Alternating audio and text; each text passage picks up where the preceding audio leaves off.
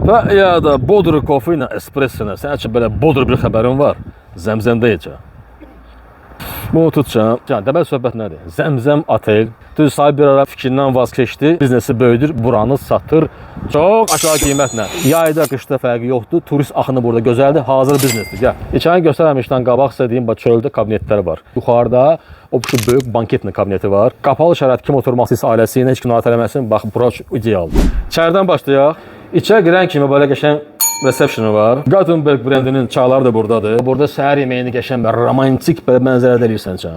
Bir sözlə restoran mükəmməl dizayndır. Çox uyutma obstanovkası var, ailəvi, gözəl. Otelə girən kimi qadınlar üçün və kişilər üçün sanuzeli var və ən əsası namazgah var. İçəridə dəstəmaz yeri də var. Mətbəxinə düşdüyü deməli birinci göstərmişsə manqalı, geniş manqalı var. Mətbəxi geniş, harasa belə deyim 150 kvadrata yaxın bir obyektdir. Mətbəx bütün avadanlıqların təchiz olunub. Dediyim kimi 3 mərtəbədən ibarətdir. Bir mansarddır. Bax, seyf qapılardır.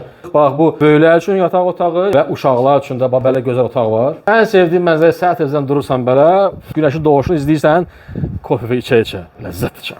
Ertuğrul, turistlər və yerli əhali üçün bura gözəl istirahət məkanıdır. Özü düşdü, əməlli başlı endirimə, bütün sənədlər satışa hazırdır. Alqı-satqı da sahibi öz boyuna götürür. Ertuğrul, buranı götür. Mənə dua edərsən, mən də gələrəm, padarışım, reklam çəkərəm bura sənin üçün. Gəl götür, qalca.